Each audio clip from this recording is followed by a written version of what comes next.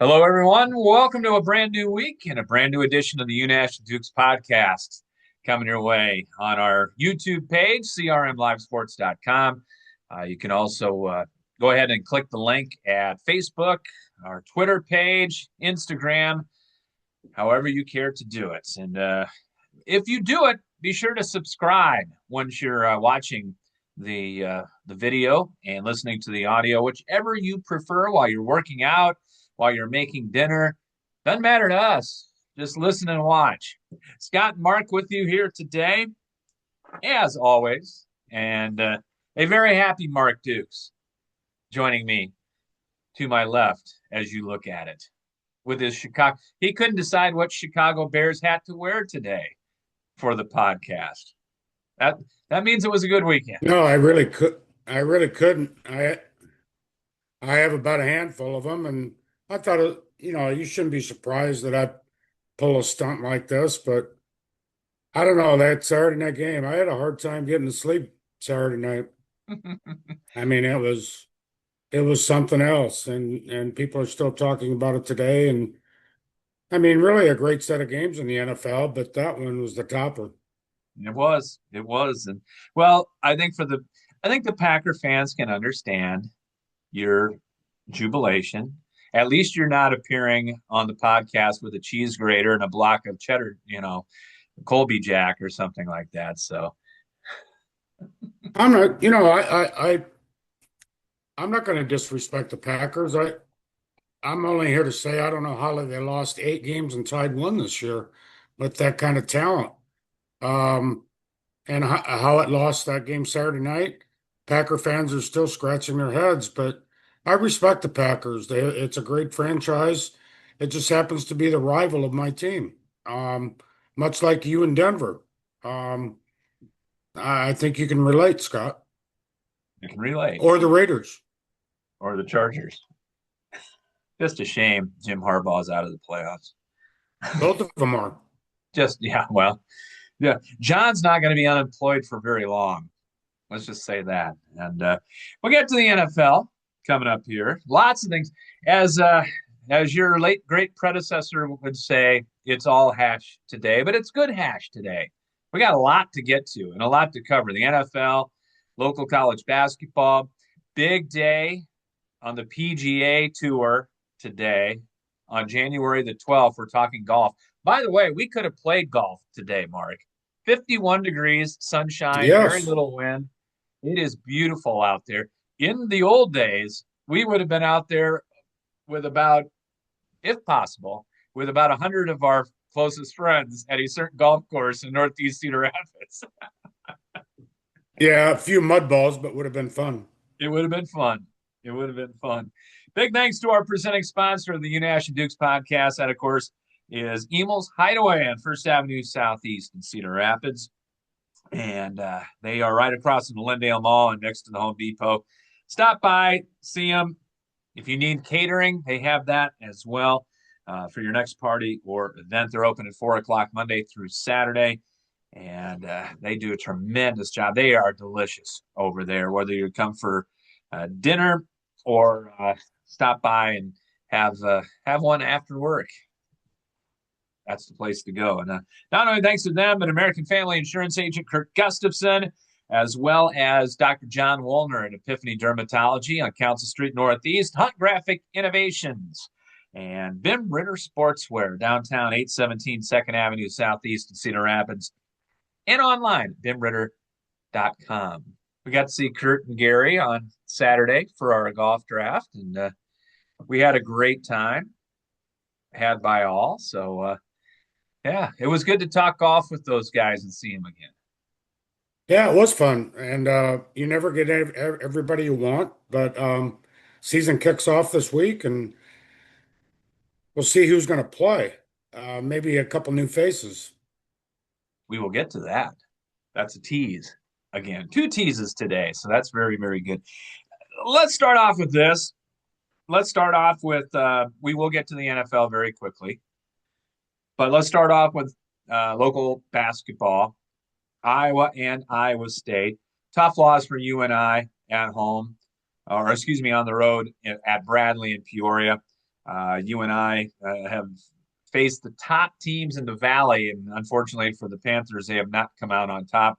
Drake, by the way, got to feel sick today, blowing his double-digit lead in the second half to Belmont.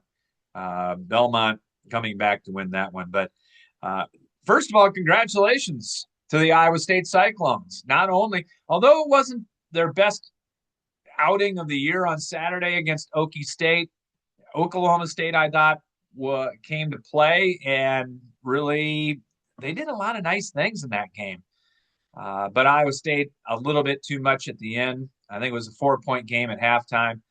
Iowa State now number 2 in the country. That ties the highest that the Cyclones have ever been rated in the AP men's college basketball poll. Arizona is just about the unanimous number 1. One vote went to Iowa State as the number 1 team in the country. Big one tomorrow night, though, against a dangerous but wounded Kansas Jayhawk team at Allen Fieldhouse tomorrow evening. Kansas, to be perfectly blunt, Bill Self kind of said it after the game this weekend. They're struggling and they're not great right now.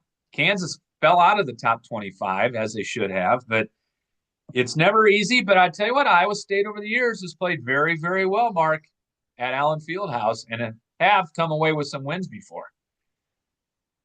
Which only means Kansas is going to probably have its best effort tomorrow night against Iowa State.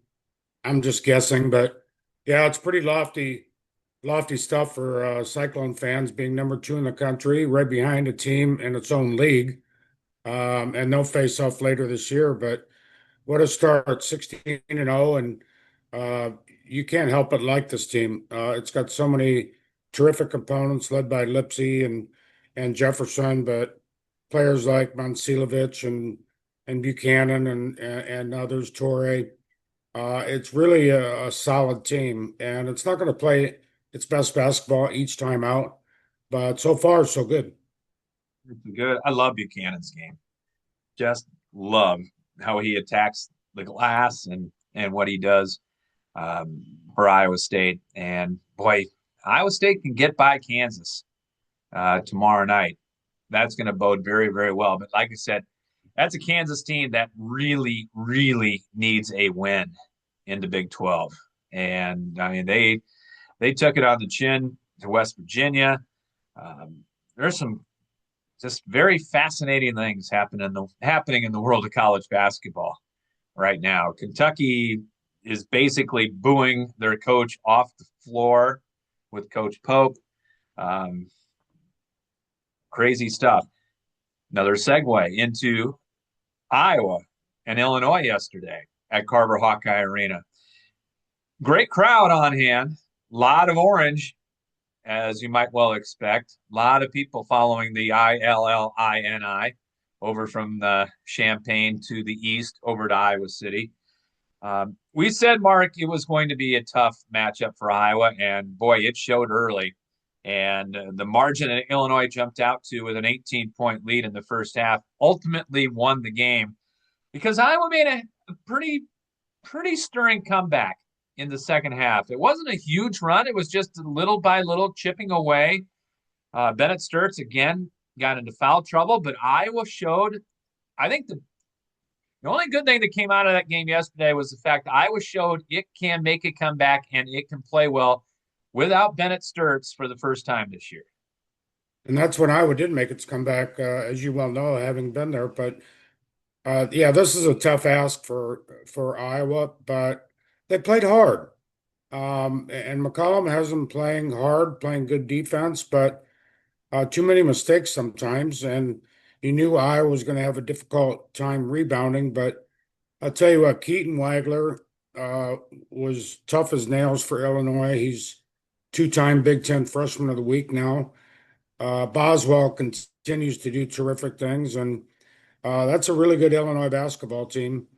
Uh, Iowa had its chances there with 5, 6 minutes left, cutting down to 5, 6, 4, whatever it was at the time. Banks missed a dunk, missed a three. Sturts missed a layup. Things like that. That if you're going to beat a team like Illinois, you need to do. Yeah, the guys with the last name of Vitch hurt Iowa too. Stojakovic, Merksovich, the twins, the 7-foot twins, also Ivavicevic, or I know I'm saying that wrong, but at any rate, this is an Illinois team that I think could cause some havoc, not only in the Big Ten but nationally. I mean, they're highly rated, but this is a long team. They've got the guards. They're a little bit young in the guard court, Wagler, but he is really terrific. Um, not the greatest bench. I think that's going to be the problem ultimately for Illinois if they do get into some foul trouble. That they aren't. They go about 7 deep, and it's that could be a problem for Brad Underwood. But that's those seven out there. I mean, they're men out there. I mean, a lot of Europeans. It's the United Nations team of the Big Ten. We know that. So they've been through basketball internationally, got that under their belts, and this is a good Illinois basketball team. Yeah, it is. And the Big Ten's getting interesting with Michigan getting knocked out by Wisconsin and Nebraska winning at Indiana, staying undefeated. And I think Illinois is going to have a big, big say in things in the Big Ten. Iowa, not so much. Iowa's going to do well to finish 500 in the Big Ten, in my estimation. Chances are it's going to drop to 2-5 in the Big Ten after next week with trips to Purdue and Indiana. I know Ben McCollum believes and thinks that it can win at least one or if not both. But fact of the matter is, this is uh, just an average to a little bit above average Iowa basketball team. When it's playing well, it's fun to watch, and this team can compete with some people for a period of time, but over 40 minutes sometimes, it just kind of gets away from them a little bit. But if Iowa could win one of these games this week, that would be good. Probably Bloomington is your best bet. I can't remember the last Yeah. time Iowa played well in one in Mackey. When was the last time Purdue played well against an Iowa team in the state of Iowa? No, it's kind of flip flop right there. I'll Take a ask you page out of this, Iowa Mark, State's book. and with that being said, full house nearly yesterday. A lot of Illinois people, as we mentioned. A lot of people now, their expectations have been set higher with the way this Iowa basketball team has started. There was a lot of grumbling on social media yesterday with the way the Hawkeyes play and some things, and people with criticisms out there of some decisions that were made. Good or bad, in your opinion, that Hawkeye fans, I guess it's good in one respect because it's relevant again. I think it's bad that maybe they're expecting a little bit too much from this team a little bit too early. I don't know. What say you? Well, my experience is that fans level criticisms no matter who the coach is and no matter what year it is. I have a long memory of that with various coaches in the Big Ten, and I'm just not talking about the last two, but I think I think most fans are giving this team a grace period. Um, a lot of teams can get better through the transfer portal immediately. And is Iowa better this year? I don't know. The end of the year will tell. It's a different team. Whether it's a better team remains to be seen, I think. But this team has a lot of nice components to it, I think. I love Koch. I love the play of Tate Sage.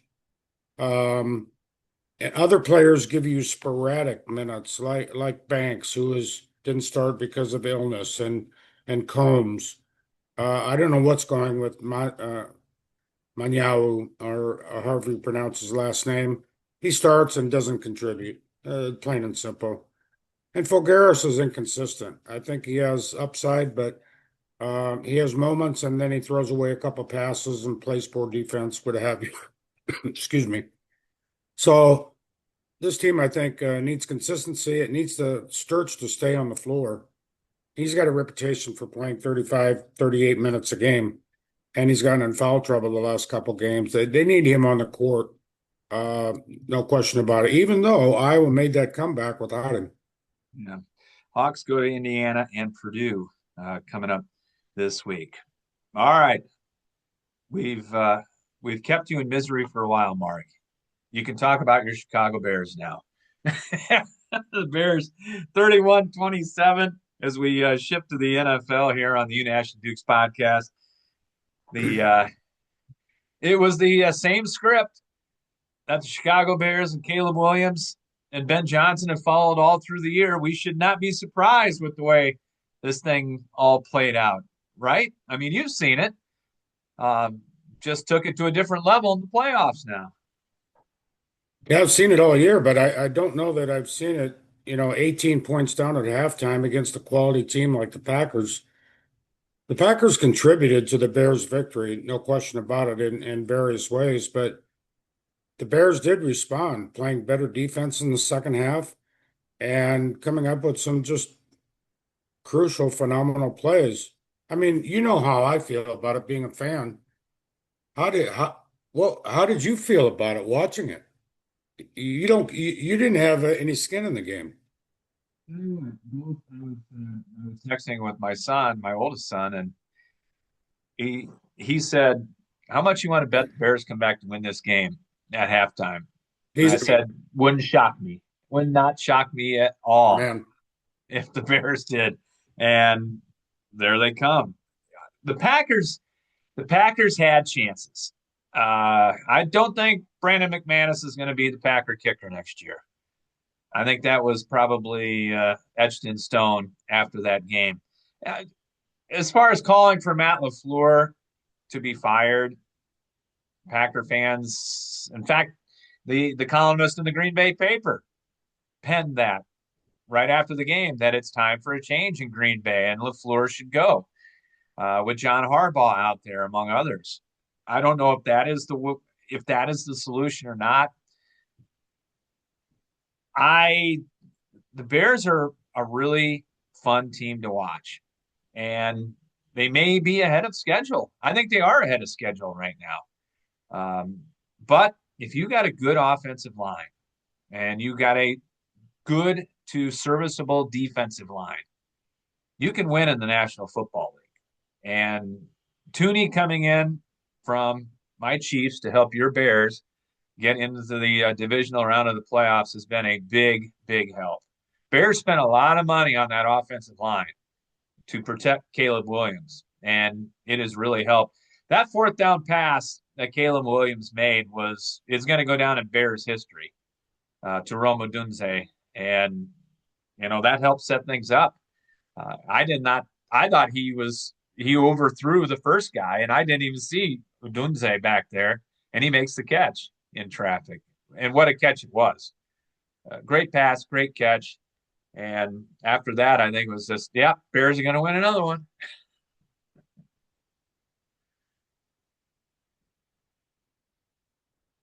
Yeah, that play was remarkable, and Caleb Williams has a penchant for doing that. He also has a penchant for, excuse me, pulling off some bonehead plays.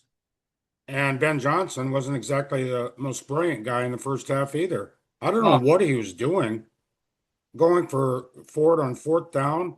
What, on the 30 or 30, you're on 30 or 35 in the first half?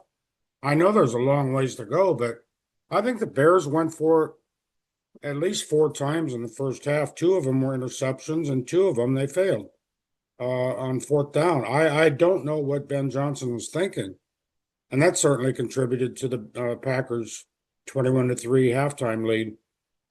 So as much as you criticize Matt LaFleur on the Packers side, I was criticizing Ben Johnson in the first half. Now, what happened in the second half? People have a short memory. Okay, halftime, Packer fans are feeling good. Bears fans are not feeling so good. I don't know how you can emphasize it enough that it's a 60-minute game, and the Bears are a perfect example. what in the world of all things analytic has gotten into the world of football in the last 2 months? You mentioned Ben Johnson, and I'm glad you did. You cannot just hand in the playoffs 3 points to the opposition because you think you can get a 4th and 2, 4th and 3 on your own 30-yard line. It's just stupid. And yes, Ben Johnson looks good now. If the Bears don't come back, Mark, and win that game, what's the Chicago media saying today about Ben Johnson? Yeah, I mean yeah. If Chicago would have lost that game, he'd have been analyzed from top to bottom. But I don't get it either. The analytics, the bravado, whatever it may be. But I get it in the first half. You could take one calculated gamble maybe and realize that there's 30 plus minutes to go and you have a chance of coming back. But when you gift a team like Green Bay multiple times, it will come back to bite you more times than not. It didn't this game, but it very well could have. And I'm with you. I don't get it sometimes. And the same fans are out there saying, in the stands, go for it, go for it, go for it. And then when it doesn't work, oh, you dumbass, that sort of thing. So, but I didn't think it was Ben Johnson's best half of coaching. Well, and it's not Ben Johnson only. It's many coaches this weekend. And first of all, and I don't know if, people are out there, oh, the NFL is rigged to have all these close games. No, it's not. It was a great weekend of NFL football. It really was. I mean, Saturday's games were terrific. Sunday, for the most part, last night's wasn't the greatest. The Chargers just couldn't get anything going.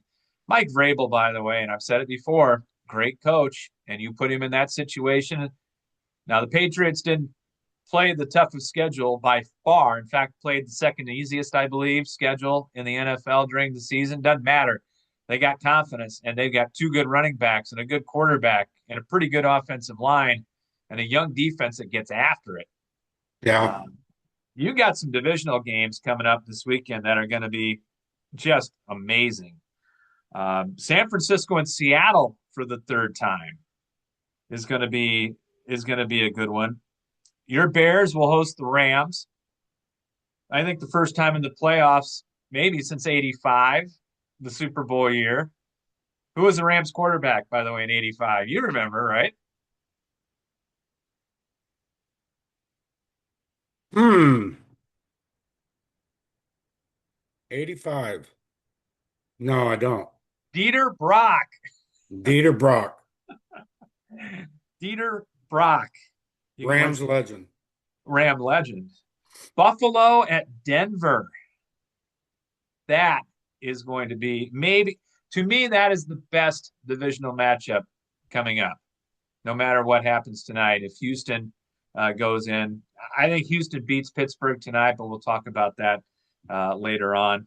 I like Houston's defense to really put pressure on Aaron Rodgers, but it's been a fun playoff so far. You can't deny that. This is what the NFL wanted.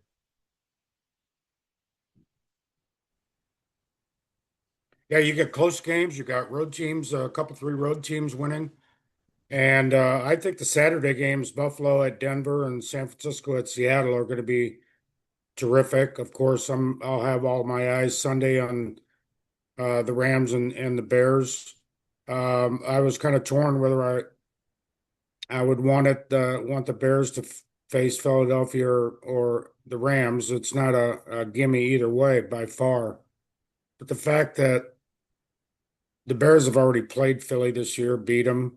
I didn't like that matchup in particular, but Matt Stafford is one of the great quarterbacks of all time, in my opinion. He played on poor teams in Detroit, and he's got a chance here with the Rams, and that's a quality team coming to the Midwest in cold weather. We'll see about that. Yeah. Fun first weekend of wild card football, and it continues with Houston and Pittsburgh coming up on Monday night. Big thanks to Emil's Hideaway, our presenting sponsor. Once again, First Avenue Southeast, right across from the Lindale Mall. Could not do it without them. Stop on by. They're open at 4 o'clock Monday through Saturday. Big historic day in the world of golf, Mark, today. on January 12th, 2026.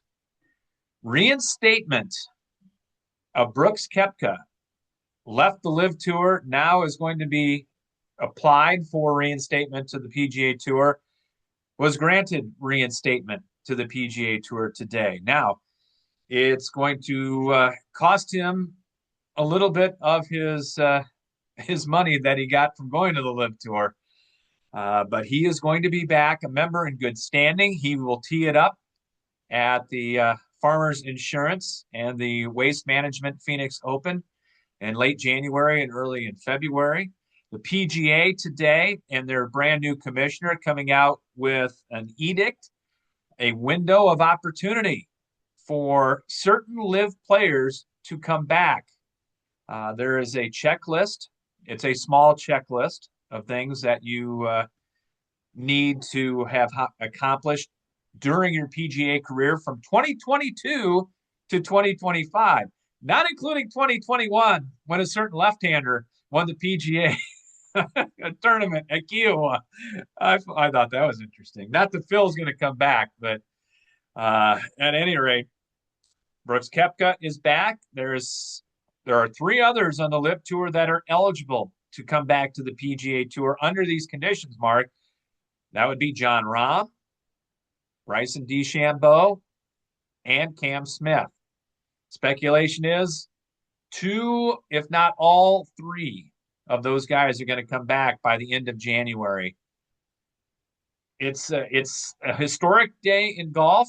I think it's fantastic. I have not really heard anybody that is anti making the PGA Tour better. I think it's fantastic for the world of golf. Yeah, and this is called the returning member program. You kind of described it. Players that have won a major or the Players Championship between 2022 and 25, those four players are eligible to return, not without a cost. And you can detail what they face there. They have to pay off the PGA Tour, not eligible for certain programs. But uh, I think the Koepka, whether he's in his prime still or not, is debatable. It will be interesting to see him in tournaments. It would be interesting to see the three others as well.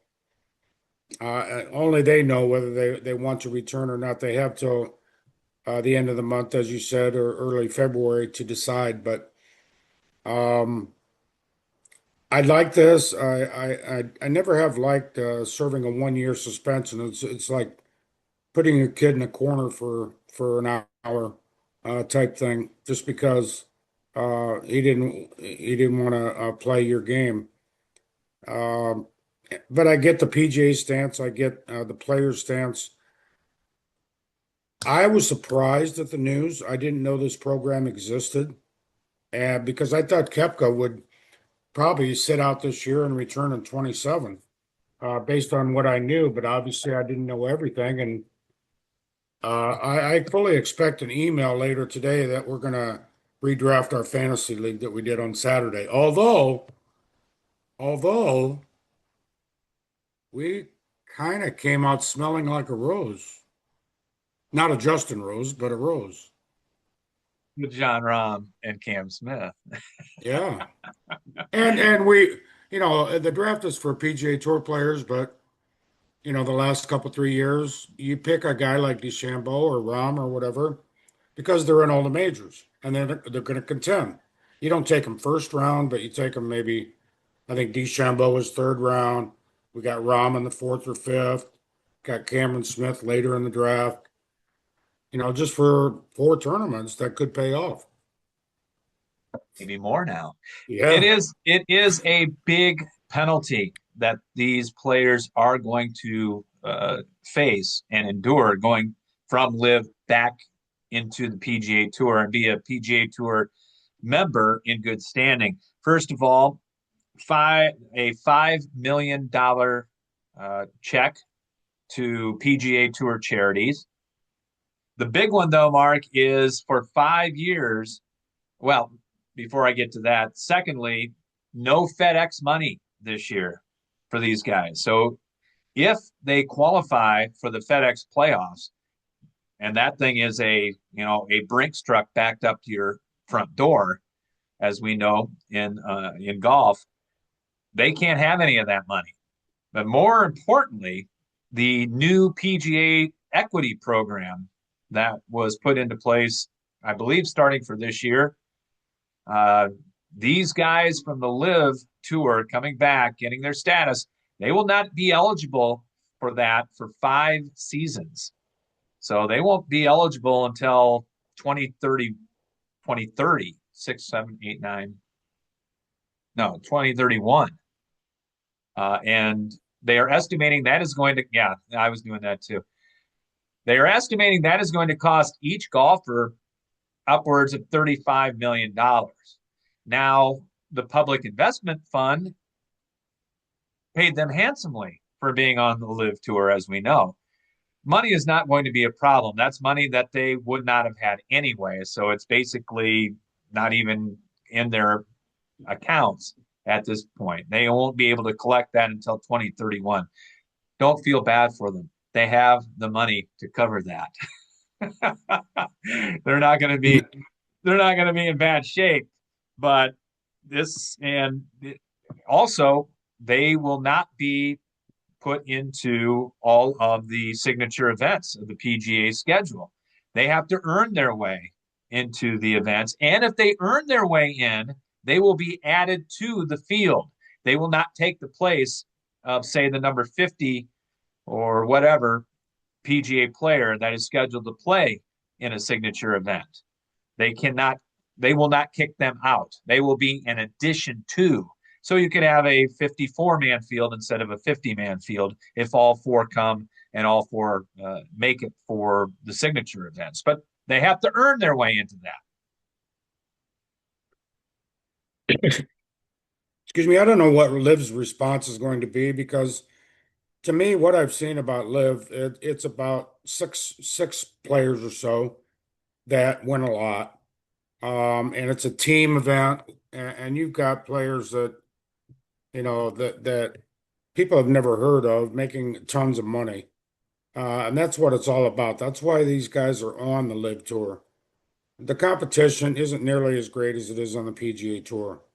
And all they do is make bank. And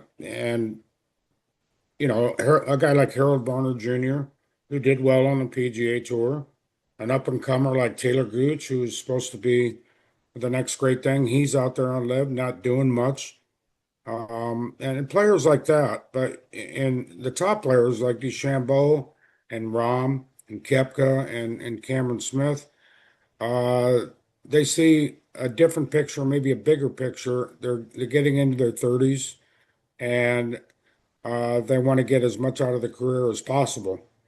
And is it going to win the whatever the Malaysian Open on the Live Tour or whatever the Open is called?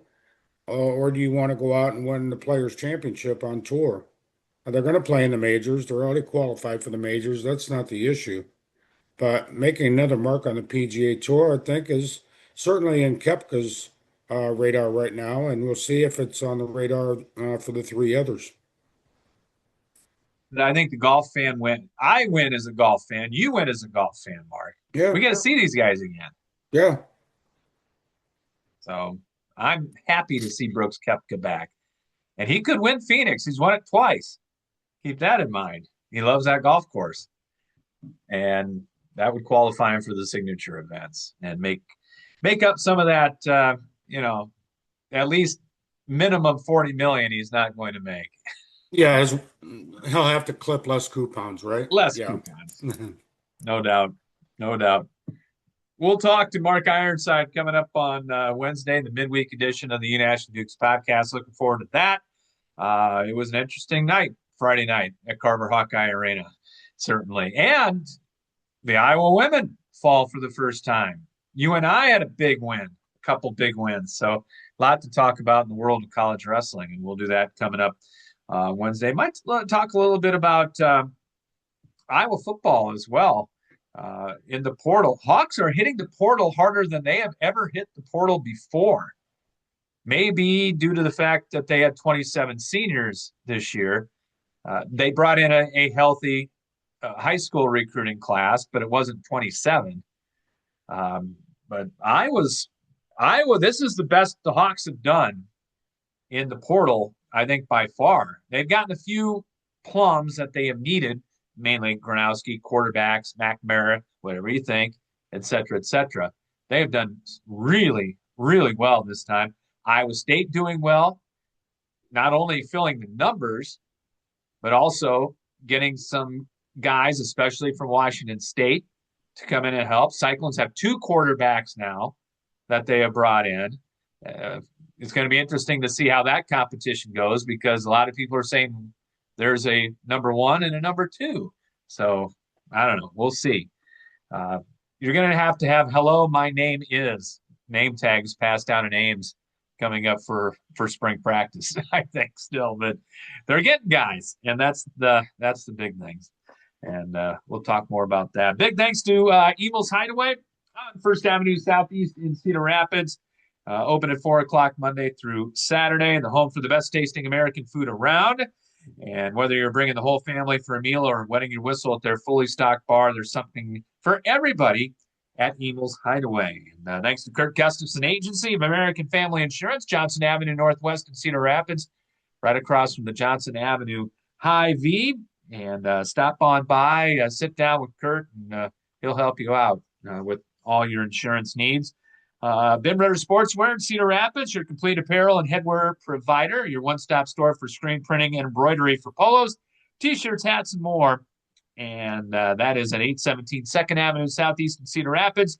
Hunt Graphic Innovations. They can help you out your graphic design for print, newsletters, posters, signs, or banners, or websites. And thanks to Dr. John Woolner at Epiphany Dermatology on Council Street, now Northeast in Cedar Rapids as well. So a lot of people to thank for the Unash and Dukes podcast. And that'll wrap this one up. Bear down, Mark. Well, if you want to talk to Kurt about insurance, he'll also talk to you about the Bears. I know that. He was proudly wearing a Bears hat when we saw him on Saturday. So I'm sure he's tickled to death that the Bears won. I'm not guaranteeing wear them all we can. Not going to guarantee they're going to win this week, but they got a shot. They got a shot at home. They're going to be in this thing. Everything's a one-score game basically in the playoffs, and just got to keep your head above water until the end. All right, Mark. Good job. We'll do her again midweek. Headed for a fun week. We'll talk to you Wednesday. All right. This has been the Unash and Dukes podcast.